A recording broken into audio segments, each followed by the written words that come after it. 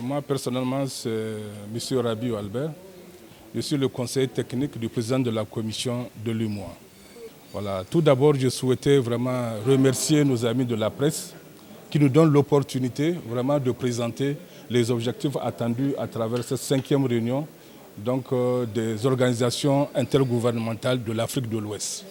Rappelons brièvement le contexte. C'est qu'au niveau de l'Afrique de l'Ouest, nous avons une trentaine d'organisations intergouvernementales qui interviennent au niveau de la région.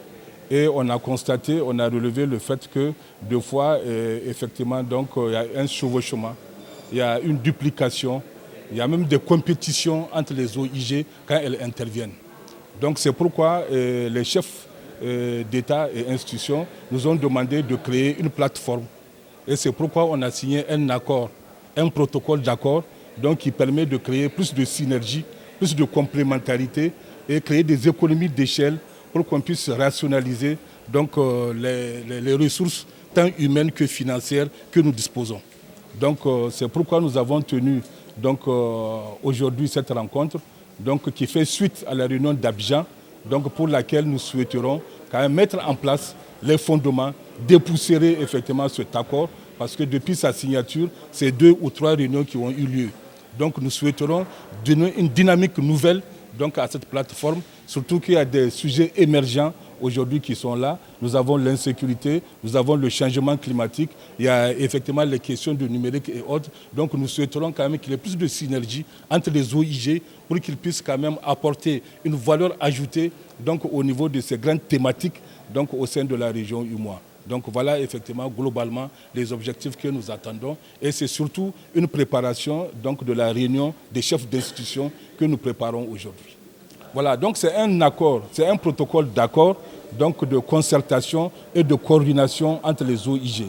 Donc les OIG qui sont signataires, nous avons 8 OIG aujourd'hui. Donc nous avons en dehors de la CEDEAO et de l'UMOA, nous avons le Conseil de l'Entente, nous avons l'autorité de l'Iptako-Gourma, nous avons le CIRS, nous avons l'organisation du corridor Abidjan-Lagos, donc nous avons effectivement l'ALG, le CIRS, bon, tout ça, donc nous avons 8 OIG aujourd'hui qui sont signataires et qui se retrouvent aujourd'hui pour pouvoir assurer une meilleure coordination de leurs interventions pour apporter plus de valeur ajoutée au niveau de la sous-région.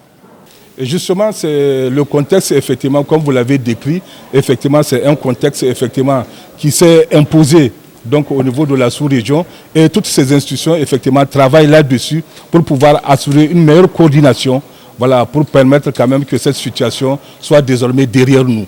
Donc toutes ces institutions œuvrent et travaillent ensemble pour pouvoir réaliser effectivement une meilleure normalisation de la situation.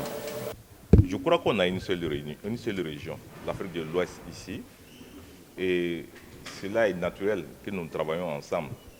C'est vrai que la commission de la CEDEAO et la commission de l'UMOA sont des organisations, qui sont, si tu voulais, la cheville ouvrière de tout ce qui est processus d'intégration dans notre région. Mais on sait aussi qu'il y a d'autres organisations intergouvernementales qui interviennent dans la région. Et il y en a plusieurs. Et on ne peut même pas finir de les dénombrer, parce qu'il y en a qui se créent tous les jours. Donc il était nécessaire qu'on ait au moins une plateforme de dialogue, de travail, de manière à ce que ces organisations intergouvernementales puissent collaborer et faire en sorte qu'il y ait une synergie d'action, une complémentarité et de faire en sorte qu'on puisse travailler ensemble et atteindre les mêmes objectifs, c'est-à-dire le développement de notre sous-région.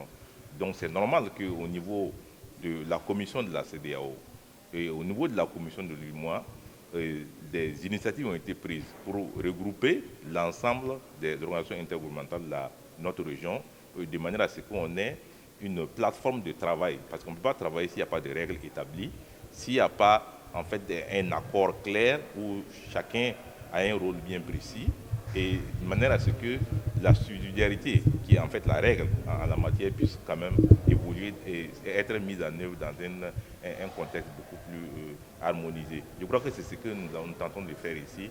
Et les deux présidents des commissions de la CEDEAO et la commission du l'UMOA tiennent à ce que cela puisse se réaliser dans les meilleurs délais. Je pense qu'à l'issue de nos travaux de 2 jours ici, 3 ou 4 jours ici, nous allons pouvoir finaliser les textes et proposer ça à l'ensemble des chefs d'institutions de ces organisations intergouvernementales pour qu'une décision soit prise sur la manière de travailler dans le futur dans notre sous-région.